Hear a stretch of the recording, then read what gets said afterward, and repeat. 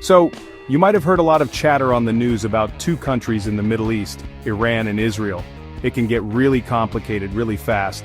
But a big part of the story comes down to something pretty simple to understand: rockets and missiles. Think of it like a really intense, high-stakes game where both sides are showing off their most powerful players. These aren't just small fireworks. We're talking about advanced machines that can travel hundreds, even thousands of miles. It's a serious business, and it's why everyone, from world leaders to people on social media, pays close attention whenever these two nations are in the headlines. The reason this topic is so hot right now, especially as we stand here on June 13, 2025, is because things have gotten pretty real. Over the past year, we've seen actual missiles and drones fly through the sky. In October 2024, Iran launched a huge wave of them toward Israel. Then, just a couple of months ago, in April 2025, Israel responded with some major strikes of its own. It's like a tense standoff in a movie, but with real-world consequences. Understanding their missile power helps us understand why they act the way they do and what they might do next. It's all about strategy, defense, and trying to look strong. So, why do they even have all these missiles? It's mainly about security, or at least what each country sees as security. Both Iran and Israel live in a very tough neighborhood. They see each other as major threats. For them, having a powerful missile arsenal is like having a really big guard dog. It's a way to say, don't mess with me because I can mess with you right back.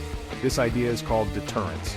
It's the hope that if your own power is scary enough, your opponent won't ever want to start a fight. It's a risky game for sure. This whole situation isn't just about two countries though. It pulls in other big players like the United States, which is a close ally of Israel. When missiles are launched, it's not just Iran and Israel holding their breath, the whole world is watching. The events of the past year have shown us just how connected everything is. A conflict that starts in one region can affect people everywhere. That's why it's so important for us to get what's going on, even if it's just the basics. It's our world, after all. Now let's talk about Iran's team. When it comes to missiles, Iran's strategy is all about numbers. They have a massive collection, one of the biggest in the entire Middle East. We're talking about an arsenal filled with all sorts of projectiles. They have short-range missiles for nearby targets and medium-range ones that can travel over 1,200 miles. To put that in perspective, that's far enough to reach any part of Israel from Iran.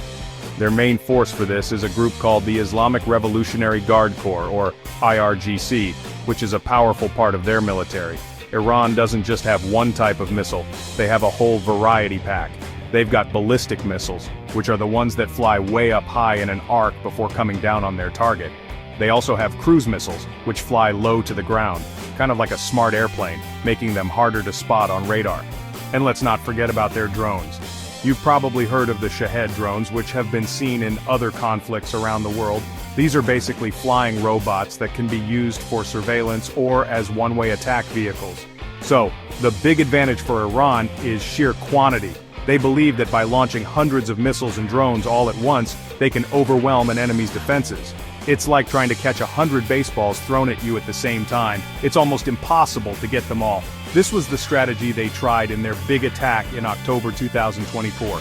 The idea is that even if most get shot down, a few will still get through and cause damage. It's a numbers game, and Iran has invested heavily to make sure its numbers are high. This massive arsenal makes Iran a major player in the region. It gives them the ability to project power and influence far beyond their own borders. They also share some of their technology with allied groups in other countries, which is another way they try to gain an advantage. But having a lot of something isn't the only thing that matters. While Iran's collection is huge and can reach very far, the next question is always about how advanced and accurate these weapons really are.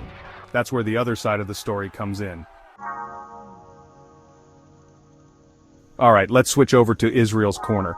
If Iran's strategy is about having a ton of missiles, Israel's strategy is all about technology and defense. They have fewer missiles than Iran, but the ones they do have are incredibly advanced. For example, they have a missile called the Jericho, which is a powerful ballistic missile that can also travel long distances. But where Israel truly shines is not just in its ability to attack, but in its incredible ability to defend itself. They have poured billions of dollars into creating one of the most sophisticated anti-missile shields in the world. This shield isn't just one thing. It's a multi-layered system designed to stop different kinds of threats at different altitudes. Think of it like a superhero team with different powers. For short-range rockets, the kind that might be fired from closer areas, they have the famous Iron Dome. You've probably seen videos of it in action, shooting streaks of light into the sky to intercept incoming rockets. It's a very smart system that calculates if a rocket is going to hit a populated area before deciding whether to launch an interceptor. It saves lives and saves money. For bigger, faster and longer-range threats like the missiles Iran has, Israel uses two other systems. There's David's Sling, which handles medium-range missiles. And for the really big ones, the long-range ballistic missiles that travel outside the atmosphere, they have the Arrow system. Working together, these three layers create a protective bubble over the country.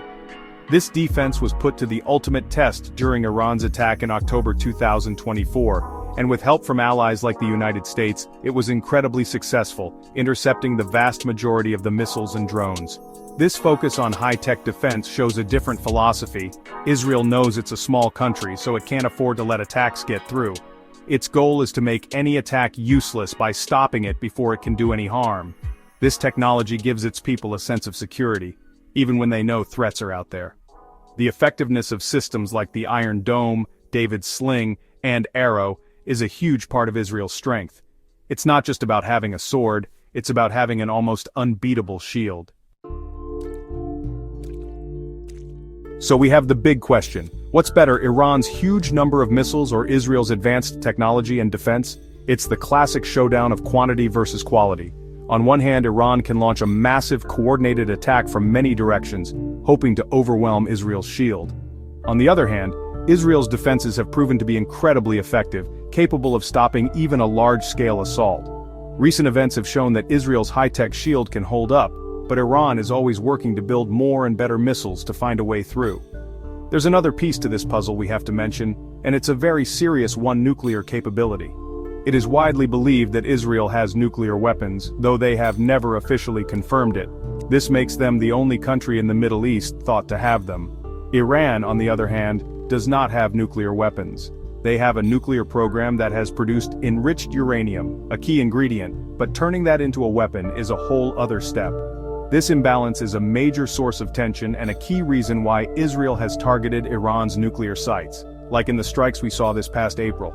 Ultimately, this isn't just a contest of military hardware, it's about people. Strong defenses are important for keeping citizens safe, and every country has a right to protect itself. Israel's shield protects its families from harm, and Iran believes its missile arsenal protects it from being attacked. But the constant cycle of attacks and counterattacks shows how dangerous this path is.